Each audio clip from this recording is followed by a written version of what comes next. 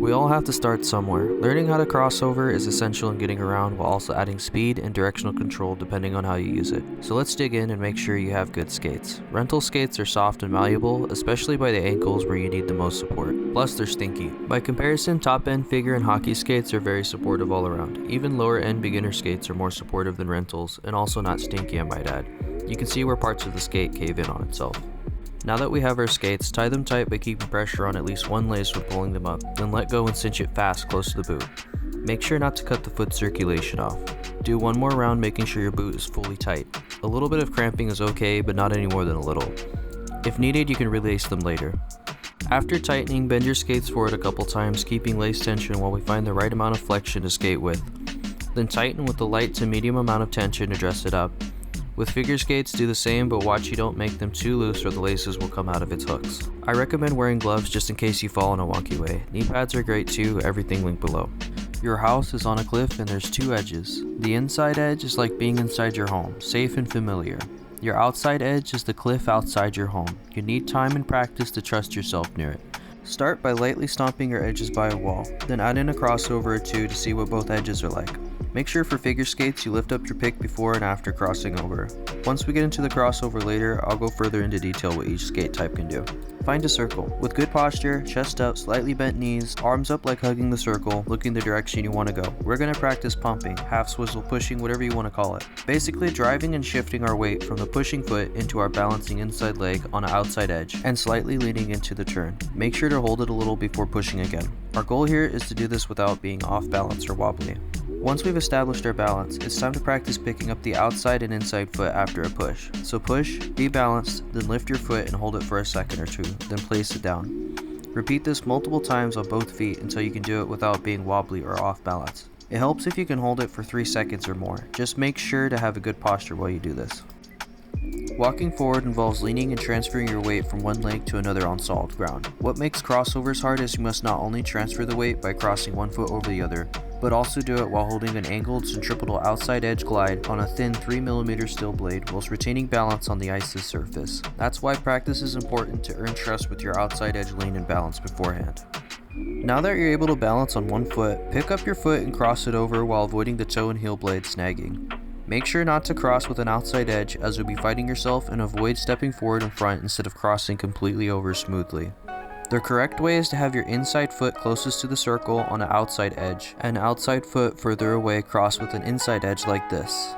Your crossing foot doesn't need to be at an extreme angle, but expect your other foot to be in a deeper stance once you're in a cross position.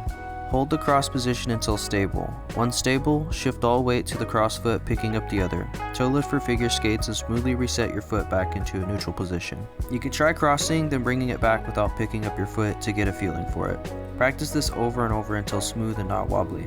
You are absolutely going to eat it for a while. This is one of the hardest foundational skills to learn along with the hockey stop. It will require constant effort and time to get down. Not even those who know how to crossover have it completely mastered due to how complex it can be made. So I'm going to go over some extra things that may help you in the beginning phase. Try crossing in a lower stance. Some suggest using your knees to cross over for more range and balance. Getting lower will definitely help you. I'm not sure about the knee idea, it may not be good for figure skaters, but if it works, great. Very slightly hop up as you cross over, and once balanced, again when resetting your foot back. This helps take some weight off for a moment, aiding stability as you cross into the right position, which then drop weight will be reinstated in a better, more secured spot. Keeping your skates about a foot apart can help set your body weight in a better leveraging position when leaning over to transfer onto the crossing foot. It also has a nicer swing over, putting your skate in a more dependable spot opposed to crossing with your skates too close, which makes catching an edge easier, and there's less of an area to balance with. Even with the 1 foot of space, make sure to lean your torso weight when crossing over, otherwise the straight position will lopside it the other way. You should be careful not to have them too far apart either. I see a lot of beginners make this mistake. For hockey skaters, you can get away with lightly dragging the toe blade across while crossing over and back, adding a bit of stability. This shouldn't be used as a crutch, but as an additional tool you can use at times. Your forward moving inertia will be counterbalanced by your turn's friction, which is why it's important to have a bit of speed and lean when learning crossovers, as it can actually help you balance better than if you were going at very low speeds. Practice cross-unders and backward spiral. Cross under by pushing your inside foot to outside edge behind your balancing outside foot, which is on an inside edge. You can work your way up to this by crossing without lifting the skates. To do a backward spiral, get as low as you can, extending your inside leg out, leaning forward with your arms splayed and torso up while balancing on the outside foot. The lower you can get, the better. Last but not least, before we continue our progression, take your time, slow down, there's no rush. And if there is, you're more likely to belly up smack the air out of your lungs. So pause before and after each maneuver to remember the steps involved, with an added safety benefit.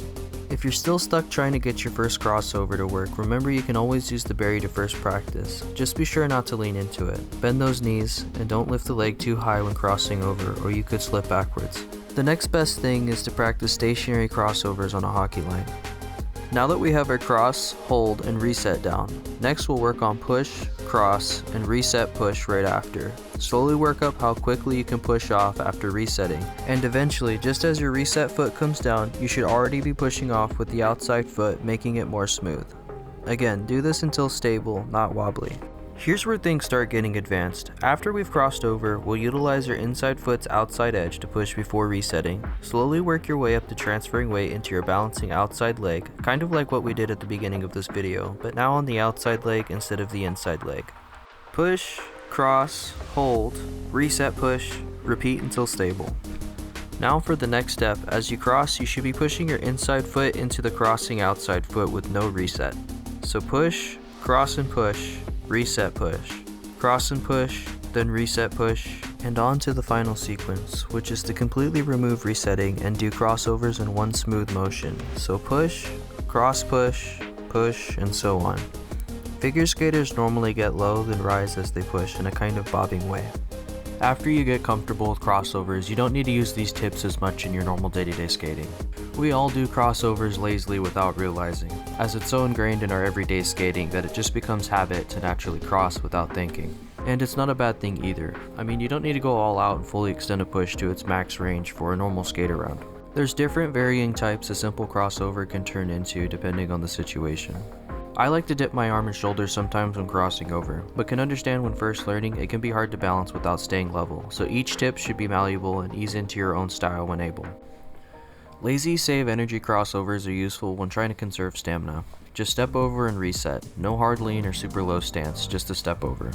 Heel blade pushing crossovers are great for low mid speeds depending on where your weight and position lie. They are good for helping you get into a better stance for fake outs or immediate changes in direction, as the control leg holds your weight in a more upright, controllable spot.